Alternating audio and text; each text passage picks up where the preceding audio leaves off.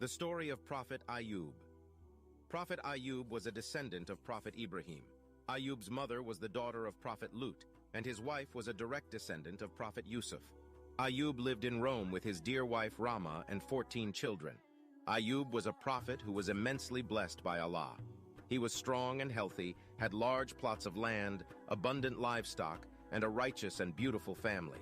He was also a community leader who was highly respected and loved by his people.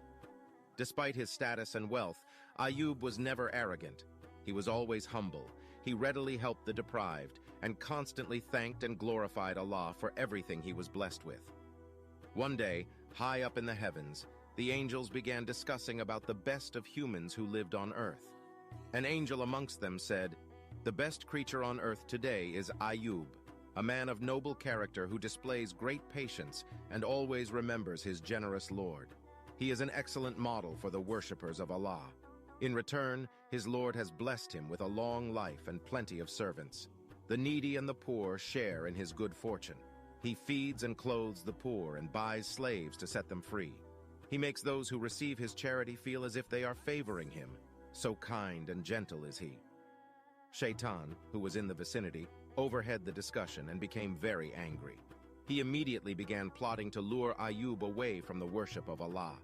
He whispered evil thoughts to Ayub about the many pleasures of life that a man such as Ayub could easily enjoy. But the prophet was a sincere servant of Allah and was not easily faltered. This enraged Shaitan further. Shaitan approached Allah and informed him that Ayub was not a sincere servant of his and was only glorifying him in fear of losing all his wealth. He, Shaitan, suggested, "If you remove his wealth, then you will find that his tongue will no longer mention your name, and his praying will stop." Allah, the All-Knowing, did not believe Shaitan, for he knew that Ayub was among his most sincere believers and did not worship his Lord for mere material possessions. But he agreed to test Ayub to show Shaitan the absolute sincerity of his loyal servant.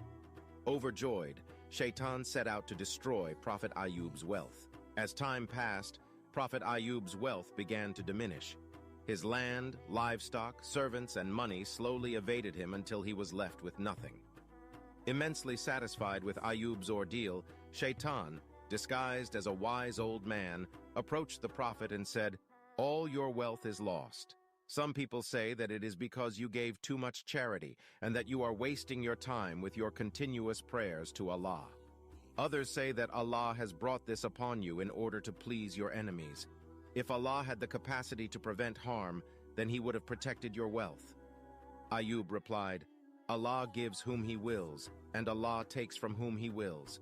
And all of the wealth that I have belongs to Allah, so he has every authority to take it back from me."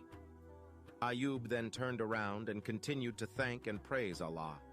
Feeling rather frustrated, Shaitan returned to Allah and said, "I have stripped Ayub of all his possessions, but he still remains grateful to you. However, he is only hiding his disappointment. The real test of a parent is through his children. You will see how Ayub will reject you."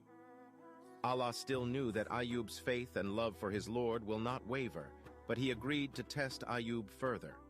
Before long, the building in which Ayub's children lived crashed, killing all 14 of his young, beautiful children.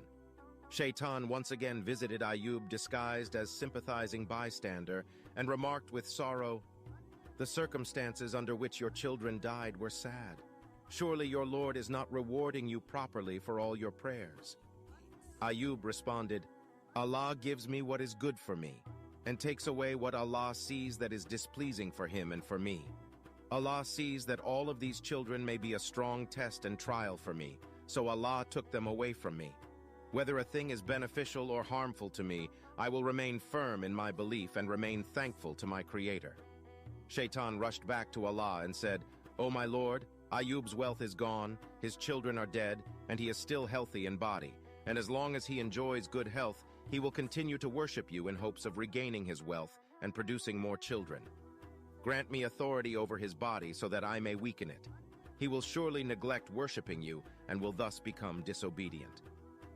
Allah granted his request but instructed, "I give you authority over his body, but not over his soul, intellect, or heart, for in these places reside the knowledge of me and my religion."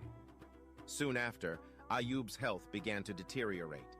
He was so ill that the skin of his body used to fall off, revealing his muscles and bone. But as Allah instructed, the only two organs that functioned in his body were his heart and tongue, which he continued to use to glorify Allah. Ayub suffered through severe pain, but he never allowed himself to complain or falter in his belief in Allah. The people of the city began discussing, if Ayub was a good person, Allah wouldn't have done this to him. And eventually, they abandoned him.